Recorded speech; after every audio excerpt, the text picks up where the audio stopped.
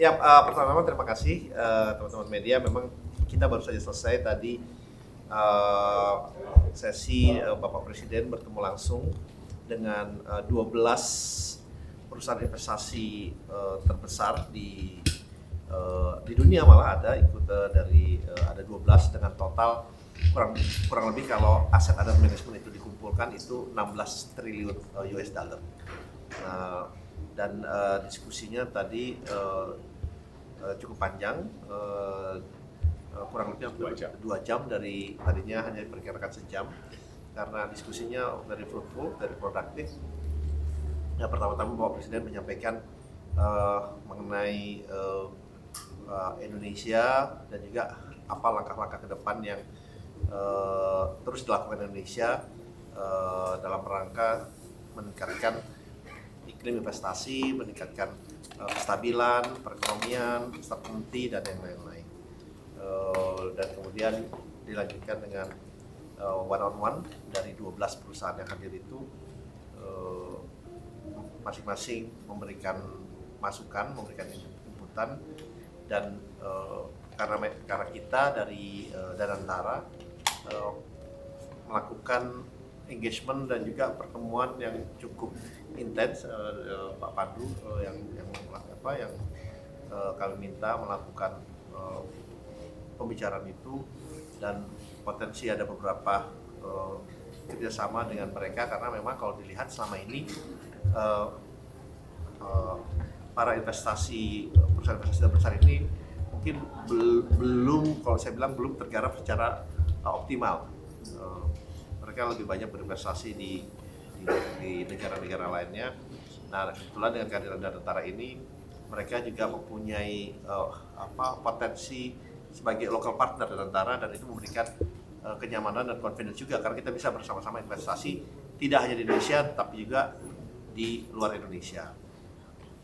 Nah, mereka memberikan masukan juga terutama mengenai konsistensi kebijakan, rule of law, kemudian juga mengenai pasar modal, pengembangan pasar modal, kemudian mereka juga menyampaikan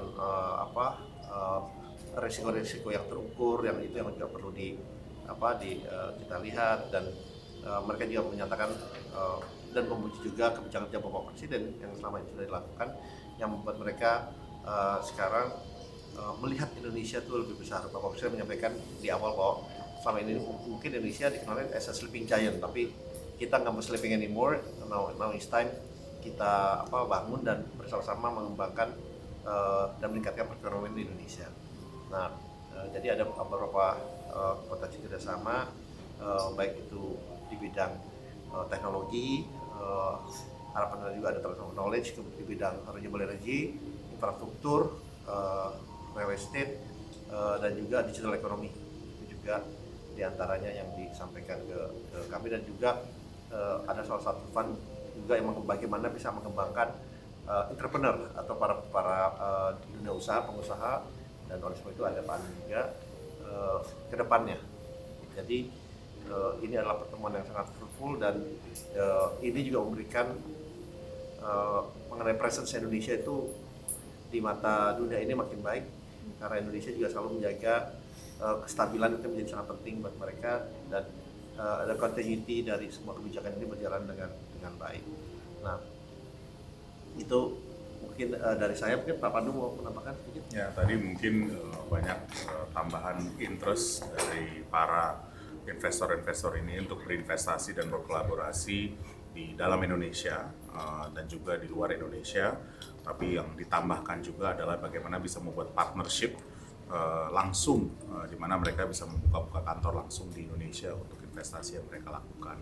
Karena bahasa mereka boots on the ground itu sangat penting, dan mereka sangat apresiasi bahwa Presiden bisa menerima mereka semua. Jadi ini juga mungkin bisa ditambahkan banyak yang terbang dari Los Angeles, dari New York, ada yang dari London, dari Eropa yang hadir untuk bisa berbicara dan berdiskusi langsung dengan Bapak Presiden selama 2 jam terakhir ini. Kedua, memang banyak sekali juga tambahan, dan ini sekarang sudah kita tadi bicarakan reformasi yang dilakukan di pasar modal, bahwa pasar modal sangat penting untuk bisa meningkatkan confidence. Dari banyak bahasa-bahasa seperti confidence building, dan mereka sangat apresiasi bahasa yang Pak Presiden tekankan mengenai penguatan legal system, certainty of legal system, dan juga mereka sangat apresiasi juga bahwa ada pembentukan Danantara yang Bapak Presiden inisiasikan, bahwa ini bisa menjadi salah satu calon mitra mereka karena mereka juga sudah sangat terbiasa bermitra dengan sovereign wealth fund lain di dunia. Jadi ini contoh yang sudah ada. Jadi mungkin itu sebagai salah satu rangkumannya keinginan mereka untuk sekarang mulai berinvestasi dengan cara partnership dan menggunakan Danantara sebagai salah satu calon mitra mereka untuk berinvestasi. Ya Pak Rosan, berarti ini masih sebatas diskusi ya. Kalau misalnya dari perusahaan-perusahaan itu yang paling potensial, yang paling mendekati perusahaan apa mungkin Pak? Sebetulnya bukan hanya diskusi, kita Sebenarnya udah. Jadi semuanya itu memang kita belum announce, tapi memang ini semua sudah merupakan partnership yang nantinya pada saat waktunya akan kita sebut. Jadi sektor-sektornya tadi ada renewable energy, infrastruktur, mereka banyak fokus pada infrastruktur, energi transisi, dan juga tadi dari sisi entrepreneurship teknologi, salah satunya adalah salah satu investor terbesar di OpenAI. Nah, mereka bilang bagaimana bisa penggunaan OpenAI juga kepada sektor SOE kita untuk meningkatkan efisiensi.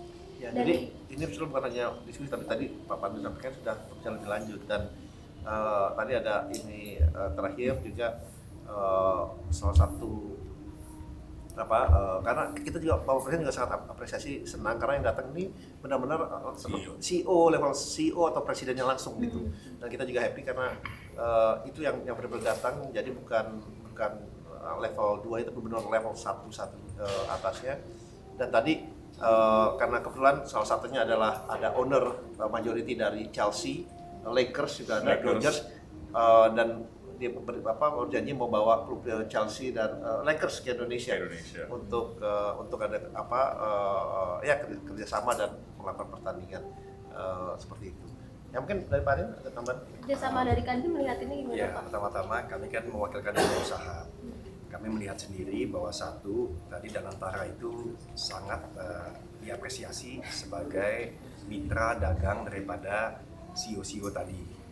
Dan yang kedua, tentunya kami melihat juga Pak Presiden menekankan untuk tata kelola perusahaan dan juga kepastian daripada hukum. Dan itu sangat benar-benar digarisbawahi dan diapresiasi.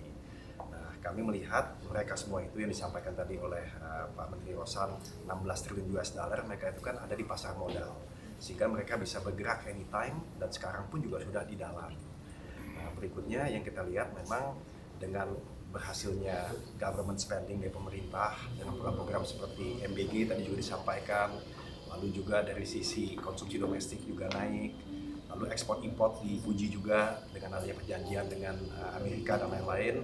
Ya sekarang bicaranya banyak mengenai investasi yang tentunya sangat berkembang dari FDI dan juga yang investasi Danantara. Jadi saya melihatnya dari dunia usaha senang sekali, apalagi Danantara selalu berpikir bagaimana untuk de-risking atau mengurangi resiko dan juga untuk crowd in atau sama-sama masuk bergotong royong membangun suatu ekonomi. Dan saya rasa ini sangat positif dan kami tentunya sangat berterima kasih diajak dan menyambut baik semuanya.